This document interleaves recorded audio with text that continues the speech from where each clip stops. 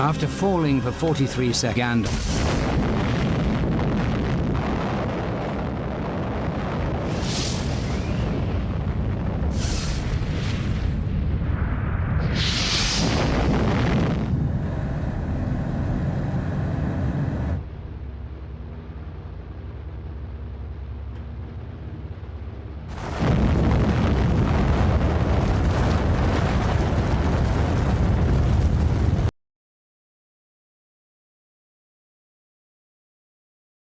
First record of the doom of Nagasaki, target for atom bomb number 2, is filmed from a super fortress many miles away.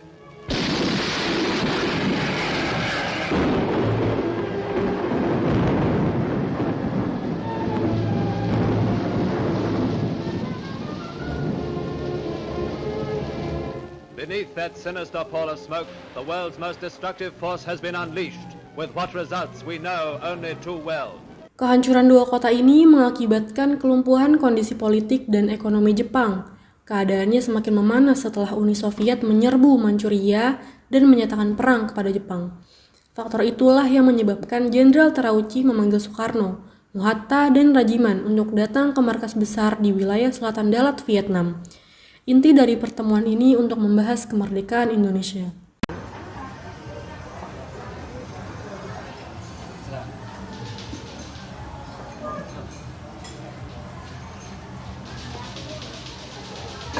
Apa yang akan terjadi besok? Jepang kan sudah tahu. Jangan berekspektasi tinggi dulu. Kita di sini untuk mempertahankan kemerdekaan. Mengenai kesempatan lain, kita akan uruskan esok hari. Kita harus tetap waspada dan tetap menunggu keadaan. Betul, tetap saja toh. Kita sudah bisa lihat apa yang akan terjadi setelah berita bom di Jepang. Setelah disetujukannya oleh Rajiman, mereka bertiga setuju untuk pergi ke Dalat, Vietnam. Mereka pun berangkat. Sebelum tiba di Dalat, ketiga tokoh ini menginap semalam di Singapura dan semalam di Saigon. Setelah sampai di Saigon, mereka kemudian dibawa ke Dalat untuk bertemu Jenderal Terauchi, Panglima seluruh Angkatan Perang Jepang di Asia Tenggara. Keesokan harinya, tepatnya pada pukul 10 di markas besar Panglima Jepang, Dalat, Vietnam. Konnichiwa, Soekarno-sama. Konnichiwa. Selamat datang di markas besar kami. Di sini tanpa basa-basi saya akan menjelaskan maksud dan tujuan kami. Kami akan menjanjikan kemerdekaan untuk negara kalian pada tanggal 24 Agustus 1945. Kami berjanji tidak akan menghalangi kemerdekaan negara kalian. Kami 100% akan memberikan kebebasan kepada rakyat Indonesia. Maka dari itu, kami merencanakan pembentukan panitia baru, Revolusi Sindi Indai, dan rencananya akan dibentuk oleh tanggal 7 Agustus 1945. Badan ini akan mengatur persiapan kemerdekaan kalian, jadi selanjutnya akan kami bantu selesainya. Hasil rapat ini akan dibacakan oleh Direktur.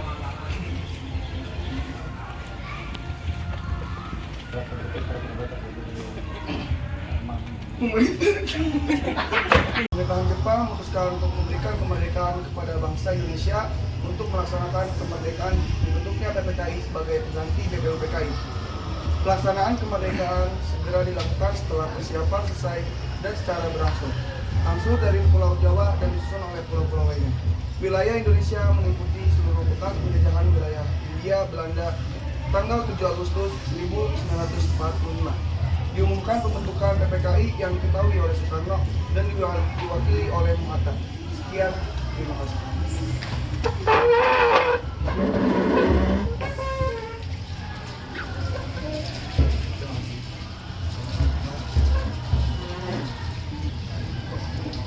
Pembentukan PPKI sebagai BPUPKI setelah menyelesaikan tugasnya yakni menetapkan dasar negara dalam menyusun rencana undang-undang dasar. BPUPKI dibubarkan dan diganti dengan PPKI atau Panitia Persiapan Kemerdekaan Indonesia. Tentunya tugas PPKI lebih tertuju atau terfokus pada persiapan kemerdekaan Indonesia. Yang kedua adalah pemerintahan Jepang memberikan kemerdekaan kepada Indonesia.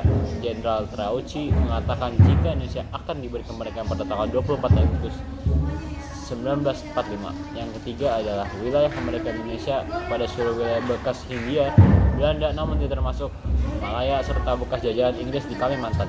Yang keempat adalah pemberian kemerdekaan dilakukan secara berangsur-angsur.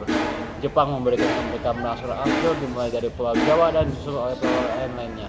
Pemberian kemerdekaan ini akan dilakukan secara langsung setelah semua persiapan selesai. Beberapa tokoh, terutama Sultan Syahrir, mendesak untuk mempercepat kemerdekaan. Namun Soekarno memutuskan untuk membicarakan hal tersebut di tanah air.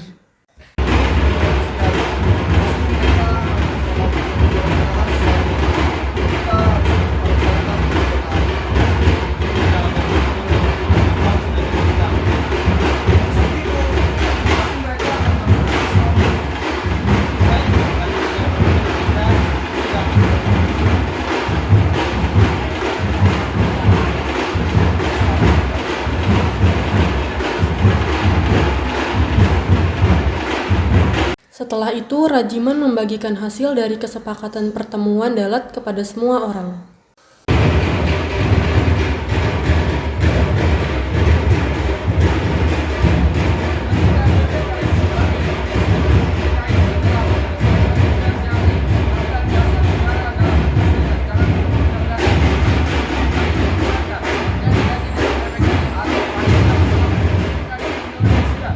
Tentunya tugas PPKI lebih tertuju atau terfokus pada persiapan kemerdekaan Indonesia. Yang kedua adalah pemerintah Jepang memberikan kemerdekaan kepada Indonesia. Jenderal Terauchi mengatakan jika Indonesia akan diberi kemerdekaan pada tanggal 24 Agustus 1945. Yang ketiga adalah wilayah kemerdekaan Indonesia kepada seluruh wilayah bekas Hindia Belanda namun tidak termasuk Malaya serta bekas jajahan Inggris di Kalimantan. Yang keempat adalah pemberian kemerdekaan dilakukan secara berangsur-angsur. Jepang memberikan kemerdekaan berangsur-angsur dimulai dari Pulau Jawa dan disusul oleh pulau lainnya. Pemberian kemerdekaan ini akan dilakukan secara langsung setelah semua persiapan selesai. Setelah pertemuan di Dalat, Vietnam, mereka kembali ke tanah air dengan rencana mempersiapkan kemerdekaan. Sultan Syahrir kembali mendesak Soekarno untuk melaksanakan kemerdekaan. Namun, Soekarno dan Muhatta tetap tidak ingin terburu-buru.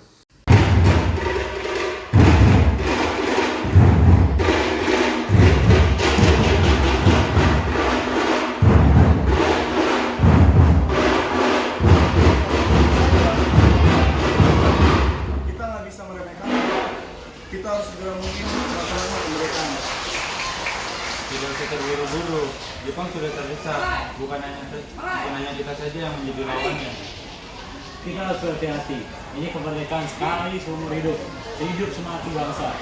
Jika kita banyak terburu-buru dan meninggalkan hal lain, lebih baik kita ikuti sesuai perintah mereka. Oke Bung, kita akan melaksanakan pemerintah. Kita harus kukuh. Ini perjanjian dua negara. Bagaimana mereka marah karena kita melanggar. Baik, semuanya kita akan sepakat pada Bung Karno. Baik. Perdebatan terus berlanjut. Ada banyak hal yang akan terjadi pada saat itu. Rasa campur aduk ingin bebas dan rasa takut akan melanggar perjanjian.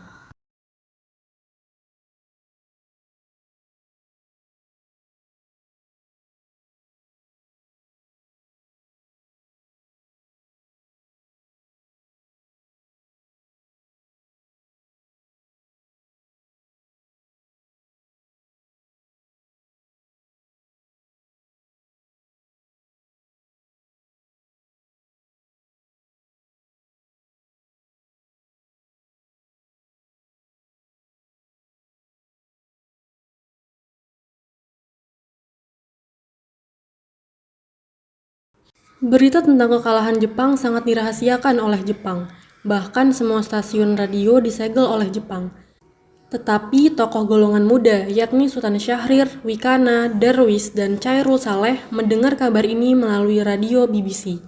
Syahrir yang sedang bingung memikirkan bagaimana cara memerdekakan Indonesia, tiba-tiba terkejut mendengar berita tersebut. Apakah berita yang barusan kudengar itu benar? Jepang menyerah kepada sekutu. Kita harus mendesak golongan tua, terutama Bung Karno, untuk segera memproklamasikan kemerdekaan. Aku harus cepat-cepat memberitahu kepada Soekarno dan Hatta. Wikana, betul sekali kawan. Syahrir, tetapi jangan sampai proklamasi kemerdekaan diproklamasikan oleh PPKI. Darwis, kenapa kau berpendapat demikian, sobat? Syahrir, karena PPKI adalah badan bentukan Jepang. Wikana, kita tidak ingin ada campur tangan Jepang dalam proklamasi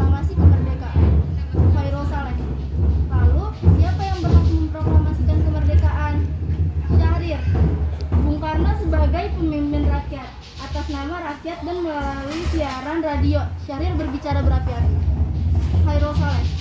Tetapi permasalahannya, apakah Bung Karno setuju? Beliau kan ketua PPKI.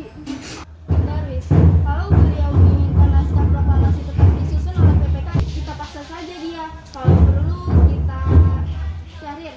Kalau perlu apa? Kita harus bicara dulu secara baik-baik dengan beliau, Wis. Dikana, sebaiknya setelah Bung Karno pulang dari Dalat, kita segera menemuinya. Darwis Syahrir Saleh, betul. Sekitar pukul 14 sore, tanggal 14 Agustus 1945, Syahrir sedang menunggu di rumah Hatta. 1 jam kemudian, Hatta pun tiba di rumahnya. Akhirnya, Bung Hatta dan Syahrir pun menemui Bung Karno. Masuk. Yuk, silakan duduk. Soekarno, ada maksud apa saudara-saudara datang kemari? Syahrir, begini Bung Karno, Jepang telah menyerah Bung, dan kami minta Bung Karno segera memproklamasikan kemerdekaan.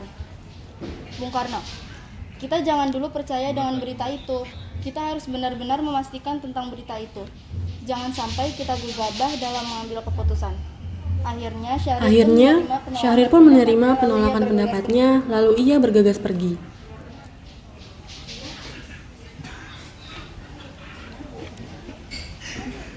Kayak gak ngurus bangsa.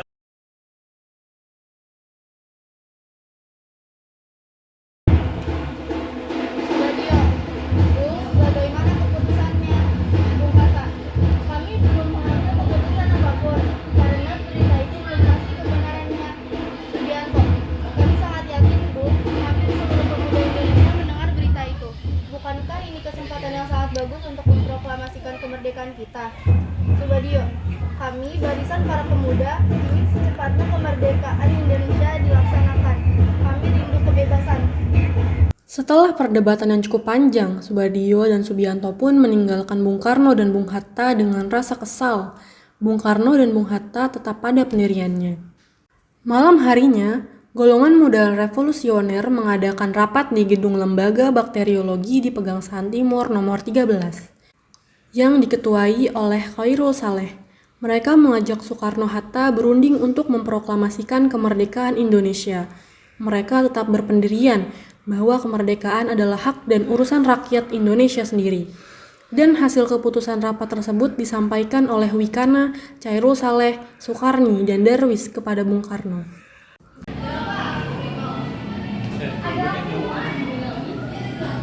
Bung Karno, Bung Karno. Sila apa? Iya, apa? Anda harus ikut kami ke Lekas Dengklok. Untuk apa aku ikut kalian? Karena ini sudah jadi kesepakatan para pemuda, Bu. Kami akan membawa Anda dan Bung Hatta ke Lekas Dengklok. Rombongan pemuda yang membawa Soekarno dan Hatta tiba di Rengas Dengklok. Bung Hatta telah sampai terlebih dahulu sebelum Bung Karno. Keduanya dibawa ke sebuah ruangan di dalam rumah Ju Kisong. Hatta, sebenarnya apa mau kalian sehingga aku dibawa kemari? Soekarni, kami ingin Anda dan Bung Karno segera melaksanakan proklamasi. Hatta. Bung Karno.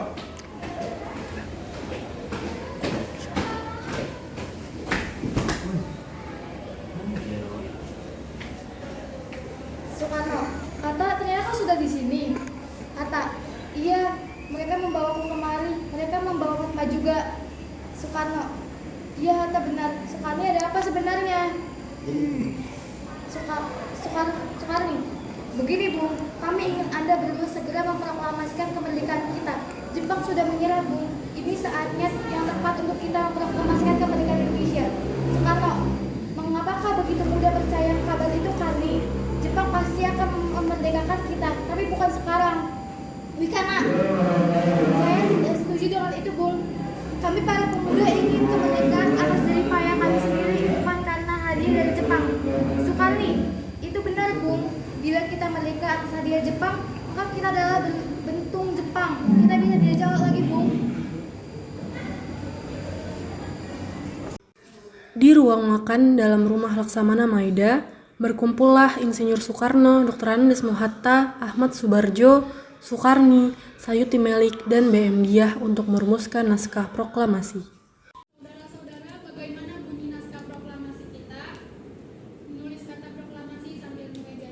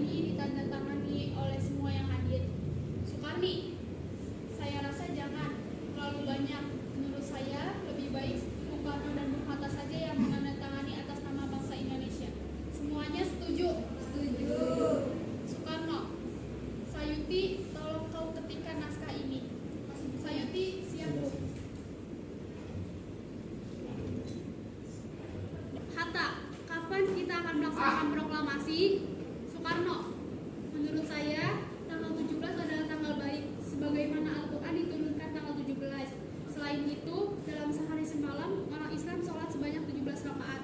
Jadi bagaimana kalau hari ini Jumat Legi tanggal 17 Agustus? Sukarni, setuju Bung, lebih cepat lebih baik. Pukul berapa kita akan melaksanakannya? Hatta, pukul 10 tepat. Bagaimana? Semuanya setuju? Setuju. Soekarno, saya akan menyuruh Fatmawati untuk menjahit bendera merah putih. Tolong siapkan tiangnya. Dia, baik Bung, tapi bagaimana kita akan melaksanakannya? Subarjo, di rumah Bung Karno. Semuanya setuju? Setuju. Jumat pagi pukul 10.00, semua orang telah berkumpul di halaman depan rumah Insinyur Soekarno di Jalan Pegangsaan Timur nomor 56 Jakarta untuk mendengarkan pelaksanaan proklamasi. Bung Karno, Bung Hatta keluar ke serambi depan rumah diikuti Ibu Fatmawati. Bung Karno mendekati mikrofon sebelum membacakan proklamasi dan mengucapkan pidato pendahuluan. Ada apa maksud saudara-saudara datang kemari? Baiklah, bismillahirrohmanirrohim. Saudara-saudara sekalian, saya telah meminta saudara-saudara hadir di sini untuk menyaksikan suatu peristiwa yang maha penting dalam sejarah bangsa kita. Berpuluh-puluh tahun kita bangsa Indonesia berjuang untuk kemerdekaan tanah air kita. Bahkan telah beratus-ratus tahun pun gelombang aksi kita untuk mencapai kemerdekaan itu ada naiknya dan ada turunnya. Tetapi jiwa kita tetap menuju ke arah cita-cita. Juga di zaman Jepang, usaha kita untuk mencapai kemerdekaan nasional tidak ada henti-hentinya. Di dalam zaman Jepang ini, tampaknya kita menyadarkan diri kepada mereka. Tetapi pada hakikatnya, kita tetap menyusun tenaga kita sendiri. Tetapi kita percaya pada kekuatan kita sendiri. Sekarang tibalah saatnya kita benar-benar mengambil nasib bangsa dan nasib tanah air kita dalam tangan kita sendiri. Hanya bangsa berani yang mengambil nasib dalam tangannya sendiri dapat berdiri dengan kuatnya.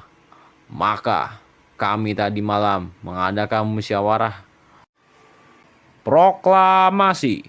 Kami, bangsa Indonesia, dengan ini menyatakan kemerdekaan Indonesia. Hal-hal yang mengenai pemindahan kekuasaan dan lain-lain diselenggarakan dengan secara seksama dan di dalam tempo jangka sesingkat-singkatnya. Jakarta, hari 17 bulan 8 tahun 1945 atas nama bangsa Indonesia. Soekarno Hatta.